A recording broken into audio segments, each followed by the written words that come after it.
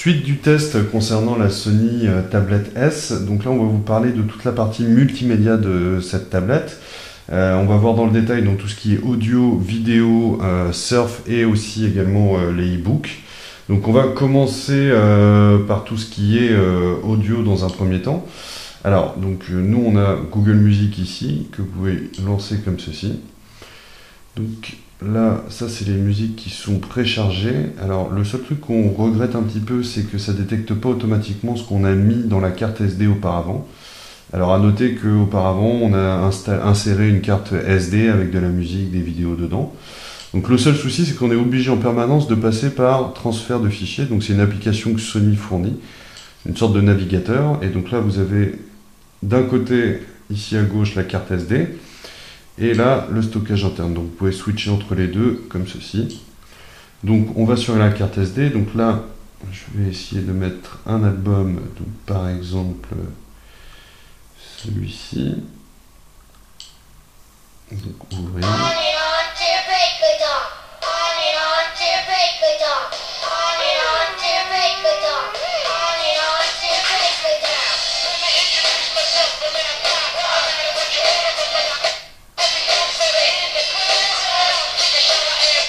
Donc à ce niveau-là, ça fonctionne bien. Le son est relativement correct. C'est pas extraordinaire non plus, hein, mais par exemple, à titre de comparaison, si je dois comparer avec la Galaxy Tab 10.1, le son est meilleur quand même sur la Galaxy Tab 10.1, notamment grâce à l'effet surround, le petit plugin que Samsung a proposé. Donc je retourne en arrière. Alors, si on veut revenir là-dessus, donc comme je vous le disais, obligé en permanence de passer par transfert fichier pour l'audio, ce qui n'est pas très pratique à l'utilisation. Après, si on parle de tout ce qui est vidéo, alors la vidéo, c'est toujours le gros souci sous Android. Là, vous avez une application dédiée de la part de Sony qui est juste là, donc on va la lancer. Et donc, hop, je reviens en arrière parce qu'on avait été voir la mise à jour. Voilà, donc là, ça vous lit les vidéos qui sont en interne. Mais même problème, vous n'avez pas directement les vidéos qui sont insérées dans la carte SD. Donc ça, on le regrette. C'est-à-dire que là, par exemple, je clique là-dessus. Vous avez des vidéos qui sont dans la tablette. Donc ça, c'est les vidéos de présentation de base. Hein. Donc on vous fait voir rapidement.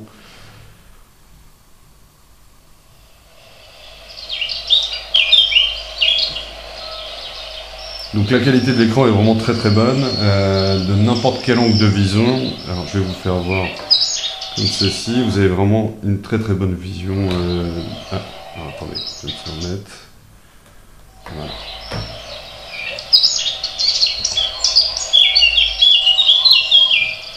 Donc la qualité est vraiment très bonne à ce niveau-là. Mais comme je vous disais, on a un souci qui est vraiment en termes de codec. Alors nous, pour éviter toute cette galère que Sony nous impose, on a téléchargé l'application MX Video Player et on a rajouté l'autre application qui est ARM7, donc c'est tous les codecs qui permettront de supporter par exemple du AVI ou du XVID, des formats qui ne sont pas tout le temps vus par Android. Donc je vous fais voir rapidement. Toujours la même galère. Si on veut aller voir, il faut, dans la carte SD, il faut ouvrir cette application, donc, ce qui n'est pas très pratique. Donc là, je suis sur la carte SD, je reviens avant. Donc, par exemple, là, on avait voilà, ceci. Hop. Et là, ce qui est bien, c'est que ça s'ouvre automatiquement avec le logiciel. Pareil, il n'y a pas de problème, vous pouvez avancer sans trop de problème.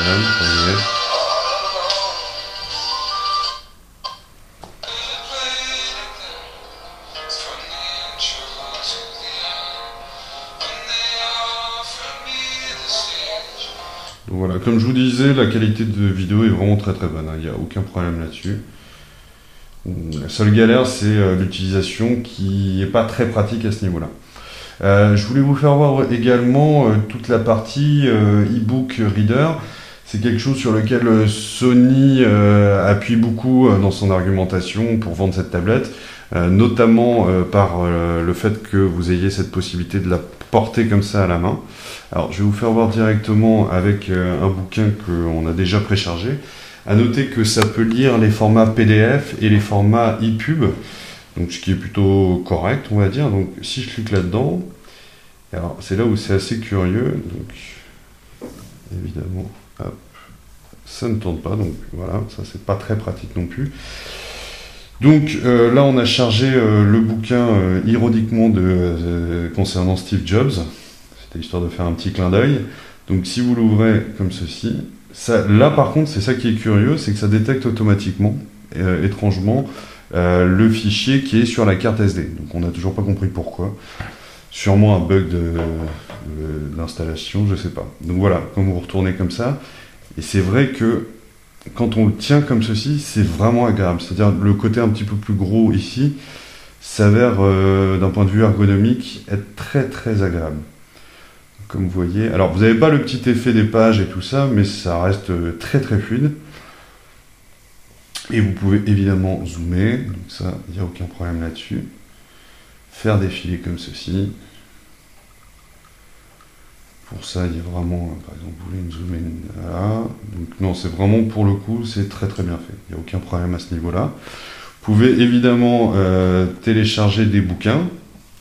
Donc, là, vous avez vos livres à vous. Et là, hop, vous retournez, vous avez votre gestion des favoris. Vous pouvez chercher.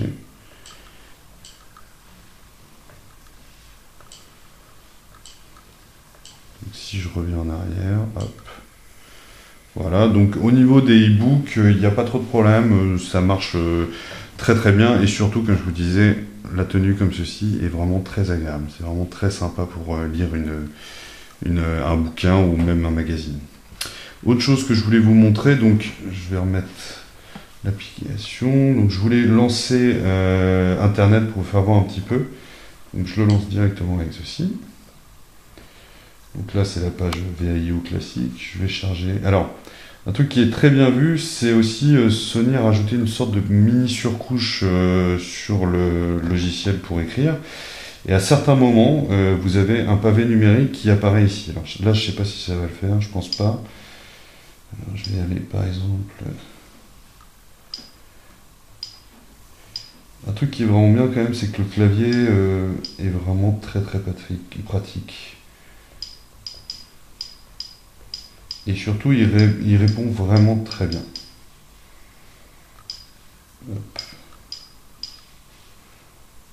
Voilà. Alors oui, ça me l'affiche toujours comme ceci. Donc, comme vous voyez, c'est assez fluide.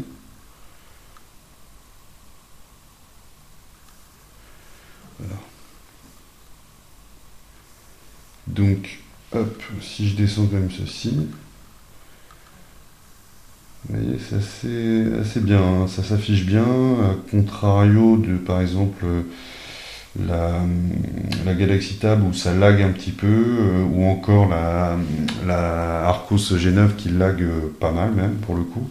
Là, c'est assez malin, c'est-à-dire que ça charge d'abord la page et ensuite ça charge les éléments en flash qui, comme tout le monde le sait, sont énormément consommateurs de batterie pour vos tablettes.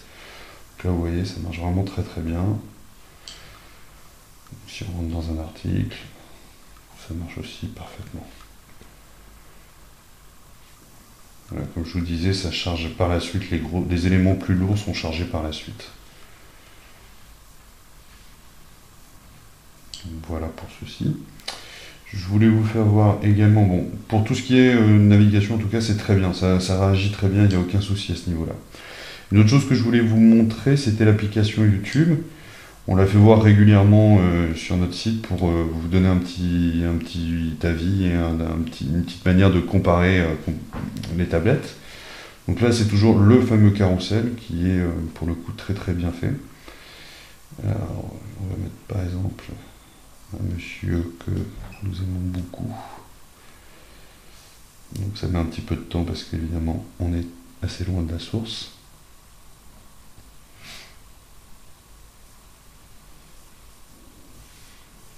Écrire une lettre postale à l'ancienne sur un papier avec un crayon, c'est vraiment un petit plaisir que j'ai retrouvé. En fait, j'ai eu un petit problème avec ma... Donc voilà, et la qualité est vraiment excellente. Il n'y a aucun souci à ce niveau-là. Hop, donc on revient en arrière. Donc voilà, l'application YouTube marche vraiment très très bien. C'est vraiment une très bonne tablette pour ça. Pour tout ce qui est vraiment multimédia, si on oublie, on va dire, le problème de devoir toujours passer par cette petite application transfert de fichiers pour ouvrir le fichier sur la carte SD, on peut dire que cette tablette est très très complète.